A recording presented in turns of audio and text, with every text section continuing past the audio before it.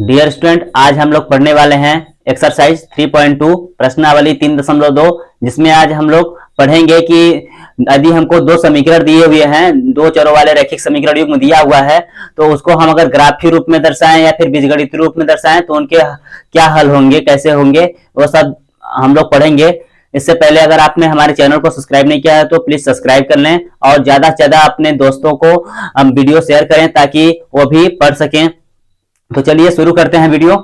तो उससे पहले थोड़ा सा बेसिक पे ध्यान दे देते हैं। यदि हमारे पास क्या है, दो चरों वाले रैखिक समीकरण युग्म दिया हो, उसका हम व्यापक रूप लिए हैं, जैसे इसके जगह पे कोई भी समीकरण दिया जा सकता है, तो a1x b1y c1 is equal to 0 और a2x b2y plus c2 is equal to 0, ये हमारे क्या है, समीकरण युग्म हो गए हैं, दो चरों वाले रैखिक समीकरण युग्म हो गए हैं। तो यदि हम इनके अनुपातों की तुलना कर दें, यदि हम अनुपातों की तुलना करें, पहला वाला जैसे करते हैं a1 बटे a2 does not equal to b1 बटे b2, अगर ये होता है, यदि a1 बटे a2 का मान b1 बटे b2 के मान के बराबर नहीं होता है, तो ग्राफीय निरूपण यदि हम ग्राफ से दर्शाएंगे, इसको इन दोनों को हल करके ग्राफ रूप में दर्शाएंगे, तो क्या होगा, इसका ग्राफीय निरूपण प्रतिच्छेदी रेखाएं होंगी, प्रतिच्छेदी रेखाएं होंगी। और इसका हम अगर बीजगणितीय निरूपण निकालें, जब इसको हम हल करेंगे तो क्या होगा, केवल एक हल होगा, केवल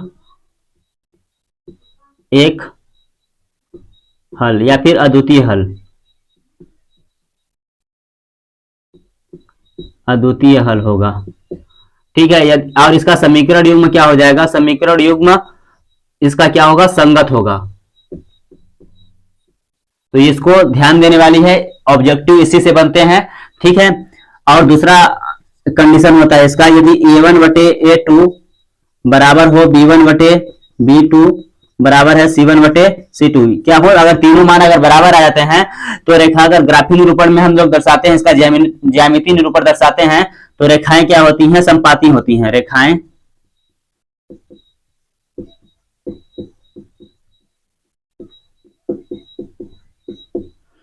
संपाती होंगी। और इसका हम बीजगणितीय निरूपण निकालेंगे तो इसके अपरिमित रूप से अनेक हल होंगे, अपरिमित रूप से अनेक हल होंगे। और इसका भी क्या होगा, समीकरण युग्म संगत होगा, ठीक है। और तीसरा और लास्ट कंडीशन आता है इसका, यदि a1 बटे a2 बराबर हो b1 बटे b2 but does not equal to c1 बटे c2, मतलब दो ठो बराबर हो, तीसरा क्या हो, b1 बटे b2 के बराबर c1 बटे c2 ना हो। इस कंडीशन में हम यदि ज्यामितीय निरूपण इसका दर्शाएंगे, ग्राफीय निरूपण करेंगे, तो क्या हो जाएगा, रेखाएं समांतर होंगी,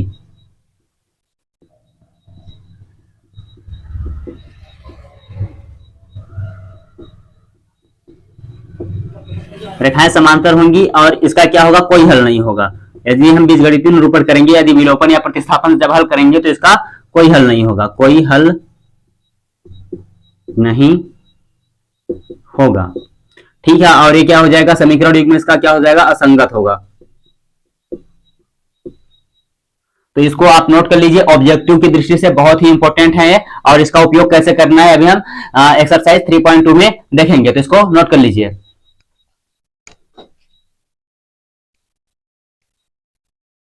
अब आते हैं प्रश्नावली 3.2 के पहले क्वेश्चन है। पहले बोला गया है कि ग्राफीय विधि का उपयोग करके हमको निम्न समीकरण का हल ज्ञात करना है। तो समीकरण जो हमारा क्वेश्चन है, क्या दिया गया है, कक्षा 10वीं के 10 विद्यार्थियों ने गणित की एक पहली प्रतियोगिता में भाग लिया। यदि लड़कियों की संख्या लड़कों की संख्या से 4 अधिक हो तो लड़कों और लड़कियों की संख्या ज्ञात कीजिए। क्या बोला जा रहा है क्वेश्चन में कि कक्षा 10वीं के 10 विद्यार्थी हैं, लड़के और लड़कियां दोनों मिला कितने विद्यार्थी हैं, 10 विद्यार्थी हैं। उन्होंने गणित की एक प्रतियोगिता हुई, उसमें भाग लिया है उन्होंने, और बोला जा रहा है कि लड़कियों की संख्या जो है लड़कों की संख्या से कितनी, लड़कों की संख्या से 4 अधिक है, तो लड़के और लड़कियों की संख्या ज्ञात कीजिए। तो हम लोग पहले मान लेते हैं, माना लड़कों की संख्या x है व लड़कियों की संख्या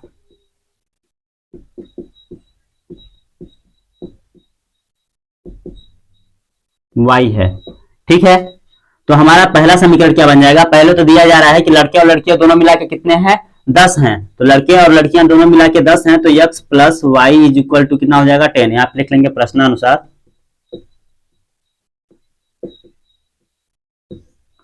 x plus Y is equal to 10 हो जाएगा। तो यहाँ पे y बराबर कितना हो जाएगा 10 माइनस का x हो जाएगा। ठीक है, पहले तो इतना ही लिखते हैं, इसको समीकरण 1 मान लेते हैं। और बोला जा रहा है, दूसरा बोला जा रहा है, यदि लड़कियों की संख्या लड़कों की संख्या से कितनी अधिक हो, 4 अधिक हो, तो लड़कियों की संख्या y है और लड़कों की संख्या 4 अधिक है लड़कियों से, तो x प्लस 4, ये समीकरण 2 हो गया। अब हमको ग्राफी विधि से हल करके दर्शाना भी है और ज्ञात करना है, लड़के और लड़कियों की संख्या ज्ञात करनी है। तो समीकरण 1 को उठा लेते हैं, समीकरण 1 से, तो x plus Y is equal to 10 दिया है, तो y इज इक्वल टू हो जाएगा 10 माइनस का x हो जाएगा।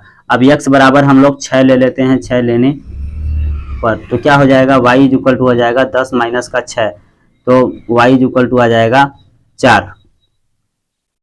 ठीक है, और क्या ले लेते हैं, एक बार ले लेते हैं हम लोग x इज इक्वल टू 4 लेते हैं, 4 लेने पर तो क्या आ जाएगा हमारा y इज इक्वल टू आ जाएगा 10 माइनस का 4, तो y इज इक्वल टू आ जाएगा हमारा 6 आ गया। इसके लिए एक डिब्बा बना लेते हैं हम लोग।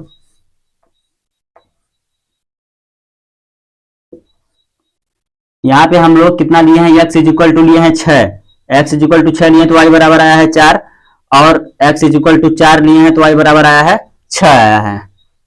ठीक है, तो ये हो गया समीकरण 1। अब समीकरण 2 से कर लेते हैं, समीकरण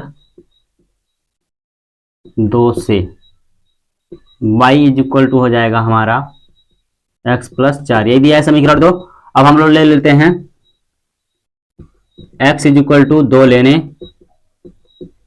पर तो क्या हो जाएगा हमारा y बराबर हो जाएगा 2 प्लस 4, तो y इज इक्वल टू कितना आ जाएगा 6 आ जाएगा। एक बार 0 ले लेते हैं, कुछ भी ले सकते हैं अपने से, हमको संख्या रेखा पर जब दर्शाएंगे, ग्राफ पे जब दर्शाएंगे, उसके अनुसार हमको अपने से थोड़ा सा सोच के संख्या लेनी है, ताकि हमको दर्शाने में दिक्कत ना पड़े। बहुत ज्यादा संख्या लेंगे, एक को 5 आ गया, एक को 100 आ गया, तो हमको दर्शाने में दिक्कत होगी, तो अपने से संख्या लेनी है। ठीक ना, अपने से सुटेबल संख्या ढूंढ लेनी है। हम एक x बराबर 0 ले लेते हैं, 0 लेने पर तो क्या आ जाएगा हमारा y इज इक्वल टू आ जाएगा, y इज इक्वल टू आ जाएगा 0 प्लस 4, तो y इज इक्वल टू हमारा आ गया 4। इन दोनों को दर्शा देंगे हम लोग, पहले डिब्बा में लिख लेते हैं x और y। x is equal to 2 लिए हैं तो y इज इक्वल टू आया है 6, x इज इक्वल टू 0 लिए हैं तो y बराबर आया है 4। ये आ गए। अब हम इसको ग्राफ पे दर्शाएंगे। ठीक है, तो इतना आप इसको नोट कर लीजिए, फिर ग्राफ पे दर्शाते हैं इसको।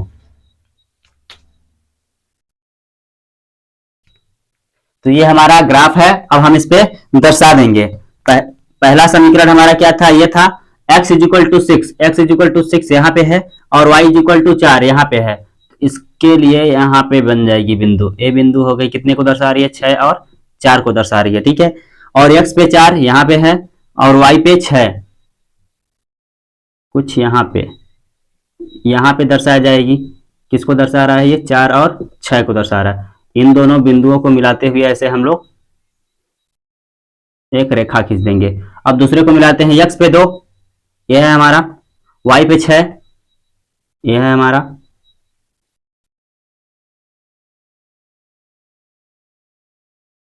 ये वाली बिंदु किसको दर्शा रहा है, 2 और 6 को दर्शा रहा है। ठीक है, और x पे 0 यह है हमारा, y पे 4 यही है हमारा, तो 0 और 4 यही दर्शा रही है। अब इन दोनों को मिलाते हुए हम एक काट देंगे रेखा। ये जो रेखा काट रही है ये 3 और 7 के बीच में है, तो x पे 3 काट रही है और y पे 7 काट रही है जो बिंदु है। तो अतः हम लोग लिख लेंगे, अतः x पे कितना काट रहा है 3, तो अतः लड़कों की संख्या x थी, अतः हमें लिख लेंगे, यहां पे लिख लेते हैं, अतः लड़कों की संख्या x इज इक्वल टू 3 व लड़कियों की संख्या y इज इक्वल टू 7 है।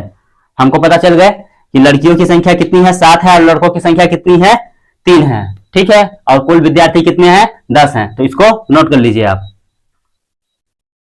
3.2 का हमारा दूसरा क्वेश्चन है, बोला जा रहा है 5 पेंसिल तथा 7 कलमों का कुल मूल्य 50 रुपया है, जबकि 7 पेंसिल तथा 5 कलमों का कुल मूल्य 46 रुपया है, तो एक पेंसिल का मूल्य व एक कलम का मूल्य ज्ञात कीजिए।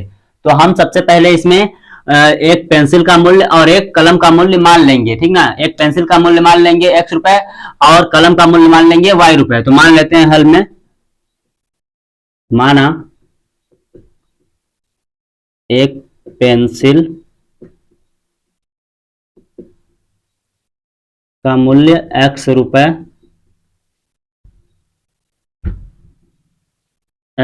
है व एक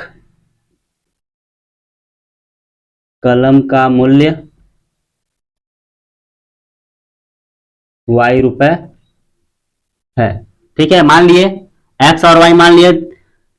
अब हम लोग को बोला गया है 5 पेंसिल तथा 7 कलमों का कुल मूल्य, तो प्रश्नानुसार आ जाते हैं। अब प्रश्नानुसार, प्रश्न के अनुसार एक पेंसिल का मूल्य है x रुपए, तो 5 पेंसिल का मूल्य कितना हो जाएगा, 5x हो जाएगा। और यहाँ पे एक कलम का मूल्य है y रुपए, तो 7 कलम का मूल्य कितना हो जाएगा, 7y हो जाएगा। और पूरे पैसे कितने दिए जा रहे हैं, 50 रुपए दिए जा रहे हैं। ये हो गया हमारा समीकरण 1।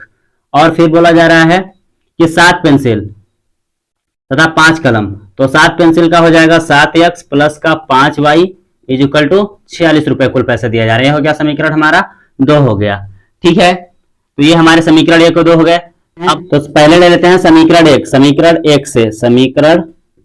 1 से तो क्या लिखा है, 5x प्लस का 7y इज इक्वल टू 50, यही लिखा है समीकरण 1। तो हमारा 7y इज इक्वल टू हो जाएगा 50 माइनस का 5x हो जाएगा, y इज इक्वल टू हो जाएगा हमारा 50 माइनस का 5x बटे 7 हो जाएगा। बराबर क्या ले लेते हैं, x बराबर 3 लेने पर तो क्या आ जाएगा हमारा y इज इक्वल टू आ जाएगा 50 माइनस का 5 गुणे 3 बटे 7। तो y इज इक्वल टू हो जाएगा 50 माइनस 5 15 बटे 7, तो हो जाएगा हमारा कितना, y इज इक्वल टू 35 बटे 7। तो 7 बचे 35, 5 आ जाएगा। y इज इक्वल टू कितना आ गया, 5 आ गया। फिर से हम लोग x बराबर लेते हैं, x बराबर माइनस का 4 लेने पर, कुछ भी संख्या ले सकते हैं, प्लस में माइनस में 4 5 6 कुछ भी ले सकते हैं, ठीक है। अपने हिसाब से सुटेबल लिखना है ताकि हम जब ग्राफ पे दर्शाएं तो अच्छे से दर्शा दिया जाए, बड़ी संख्या बहुत ना आए इन पर, उसके निकट ही लेने हैं अंक, ठीक है। तो x बराबर -4 ले लेते हैं हम लोग, तो क्या हो जाएगा, y इज इक्वल टू हो जाएगा 50 माइनस का 5 गुणे माइनस का 4, 5 चौक 20 हो जाएगा और बटे में 7 है इसका। तो y इज इक्वल टू हो जाएगा 50 प्लस का 20 बटे 7। तो y इज इक्वल टू कितना हो जाएगा, 70, 70 बटे 7 करेंगे, 7 दहम 70, तो कितना आ जाएगा हमारा 10 आ जाएगा। y इज इक्वल टू कितना हो जाएगा 10। ये हो गए। अब हम लोग उठा लेते हैं समीकरण 2।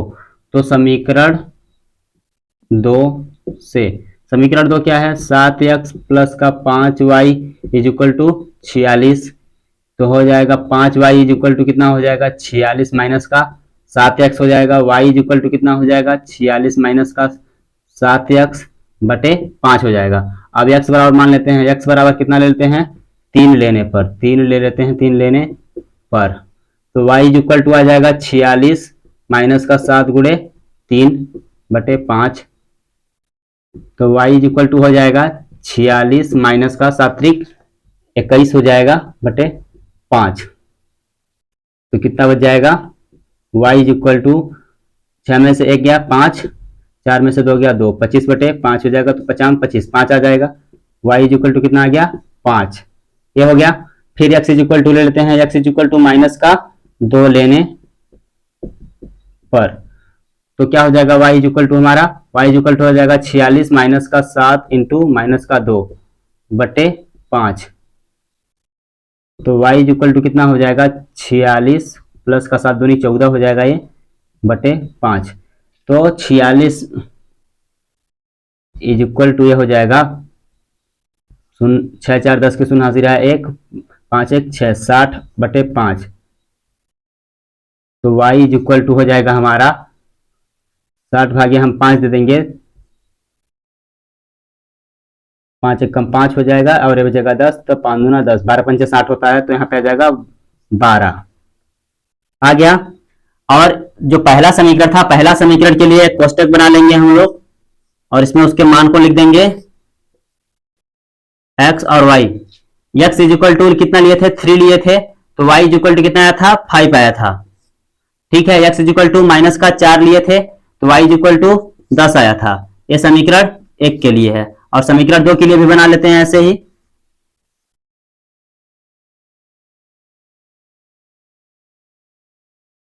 समीकरण 2 के लिए क्या है, x इज इक्वल टू 3 लिए थे, तो y इज इक्वल टू 5 आया था।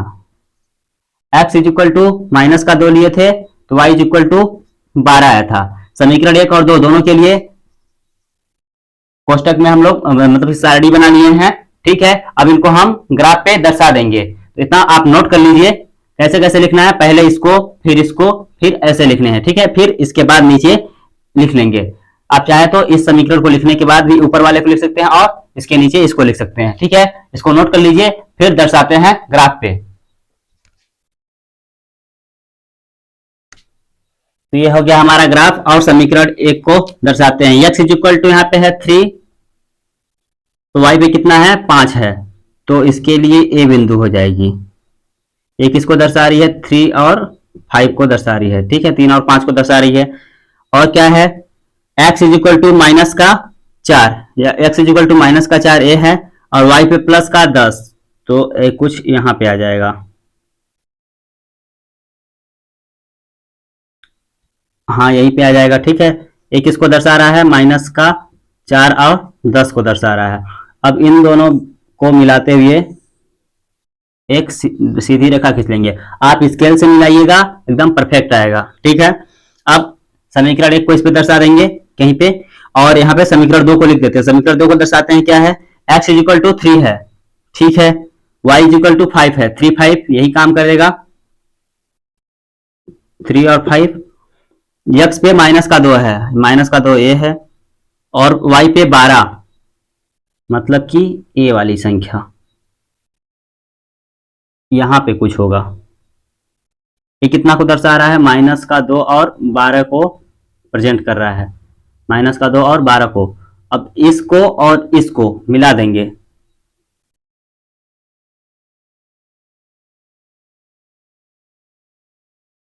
ऐसे हम लोग इन दोनों को मिला देंगे। ठीक है,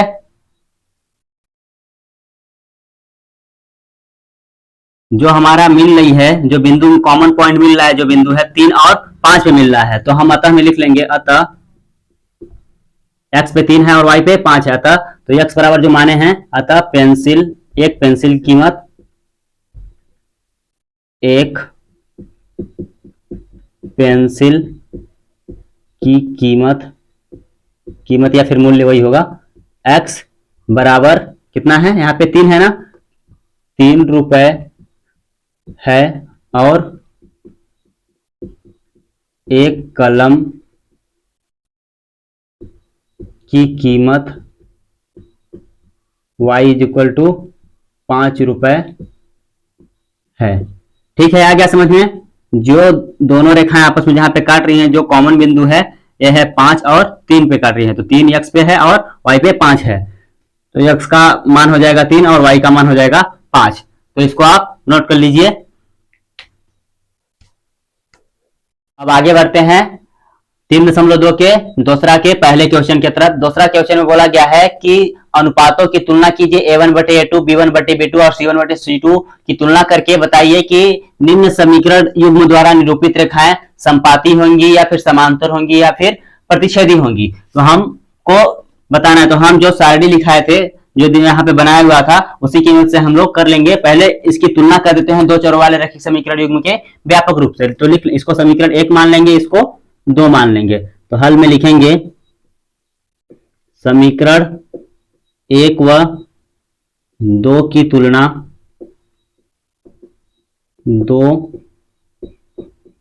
दो चरों वाले रैखिक समीकरण युग्म के व्यापक रूप क्या होता है? a1x b1y c1 is equal to 0 व a2x plus b2y plus c2 is equal to 0 से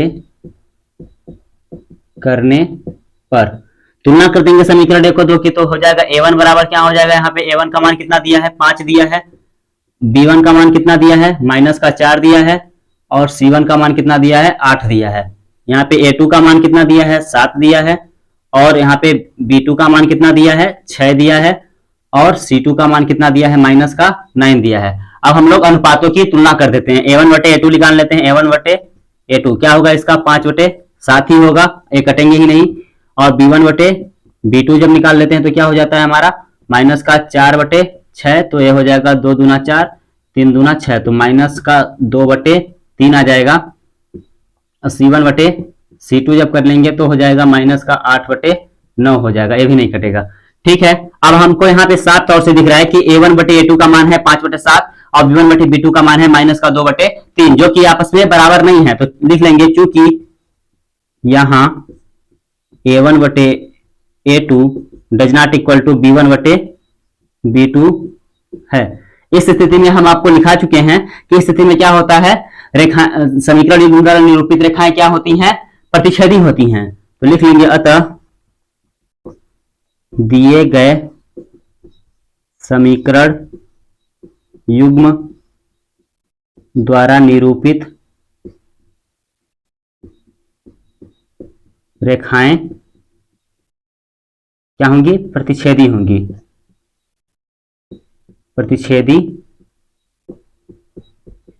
प्रतिच्छेदी होंगी।